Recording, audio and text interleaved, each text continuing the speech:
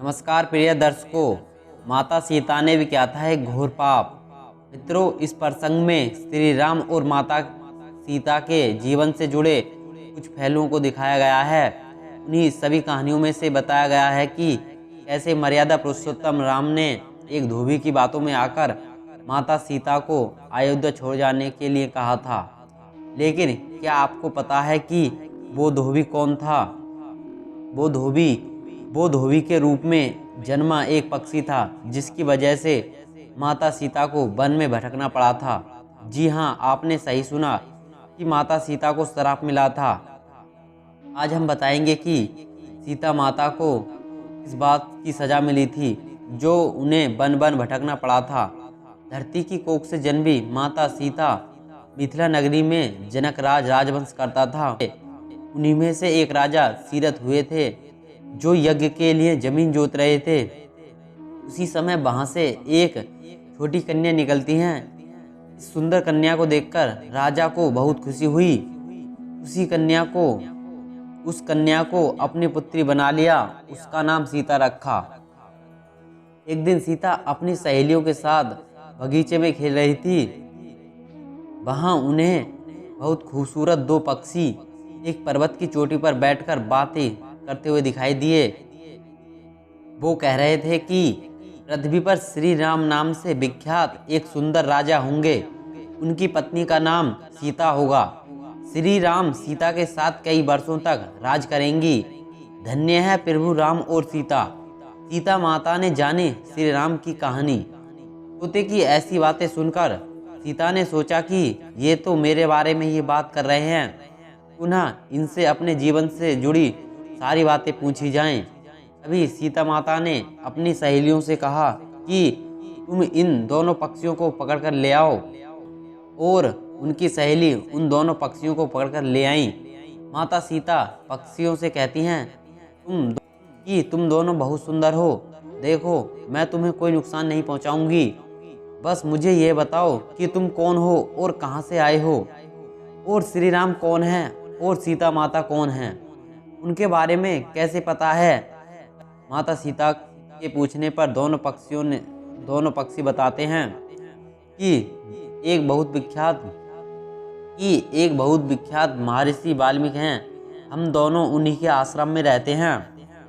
महर्षि ने रामायण नाम का एक ग्रंथ लिखा है, जिसका पाठ उन्होंने अपने शिष्यों को कराया है।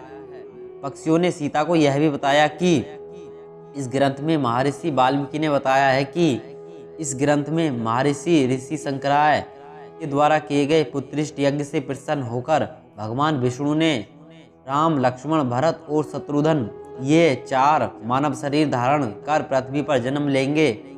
बड़े होने पर श्री राम महर्षि विश्वामित्र और अपने छोटे भाई लक्ष्मण के साथ धनुष लेकर मिथिला आएंगे और शिव जी के धनुष को तोड़कर सीता से विवाह करेंगे।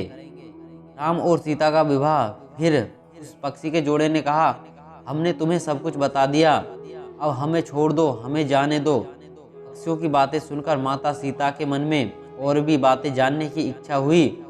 उन्होंने उन दोनों से पूछा कि राम कहाँ होंगे, किसके पुत्र हैं, कैसे वो मिथिला आकर जानकी से विवाह करेंगे और श्री रघुनाथ जी की पत्नी बनकर उनके साथ कई वर्षों तक राज करेंगे।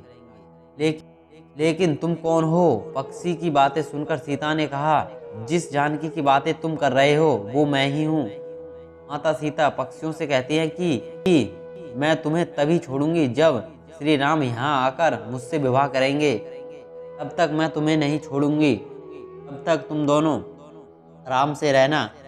तभी तोते की पत्नी कहती है कि हम वन के पक्षी हैं, हमें घर में सुख नहीं मिलेगा और मैं गर्भवती हूँ।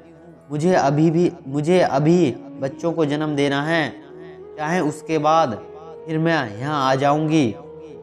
फिर भी सीता ने उन्हें नहीं छोड़ा। तब तोता ने सीता से कहा कि तुम मेरी पत्नी को छोड़ दो, वो अभी गर्भवती है। जब वो बच्चे दे देगी उसके बाद मैं इसे यहाँ ले आऊँगा। तब सीता माता ने कहा, तुम आराम से जा सकते हो, यह मुझे पसंद है। जब पसंद है। जब सीता माता ने उस मादा पक्षी को नहीं छोड़ा तो तोता ने सीता जी से दोबारा निवेदन किया कि मैं अपनी पत्नी के बिना नहीं रह सकता, इसलिए छोड़ दो, तुम बहुत अच्छी हो, मेरी प्रार्थना मानो। तरह उसने उसे समझाया, लेकिन सीता ने उसकी पत्नी को नहीं छोड़ा। मादा पक्षी ने क्रोध में आकर सीता को श्राप दिया, जिस तरह तू मुझे इस समय अपने पति से अलग कर रही है, तो तू भी स्वयं गर्भवती की अवस्था में श्री राम से अलग होना पड़ेगा।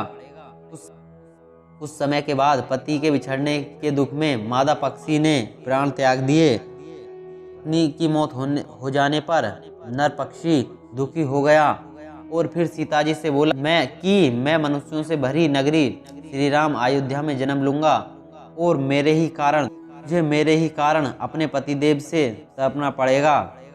यह कहकर तोता वहां से चला जाता है। कुछ समय के बाद उस तोते का जन्म धोबी के घर अयोध्या में हुआ। उसके ही कारण सीता जी का अपमान हुआ। उन्हें अपने पति श्री राम से अलग रहना पड़ा। उस तोते का श्राप ही सीता जी के पति श्री राम से बिछड़ने का कारण बना। इसलिए जब माता सीता गर्भवती थी, उन्हें भी अपने पति से दूर रहना पड़ा। आपने लोगों को कहते सुना होगा कि हमें हमारे कर्मों का फल यहीं मिल जाता है। कहानी से यह बात भी हो जाती है कि कोई भी मनुष्य नहीं बच सकता, चाहे फिर वो भगवान हो या सीता, सबको अपने कर्मों का फल भोगना पड़ता है। दोस्तों, आज की वीडियो में बस इतना ही। उम्मीद करते हैं यह वीडियो आपको पसंद आई होगी। अगर वीडियो पसंद आई हो तो वीडियो को लाइक करें, चैनल को सब्सक्राइब करें और अपने दोस्तों के साथ शेयर करें। धन्यवाद।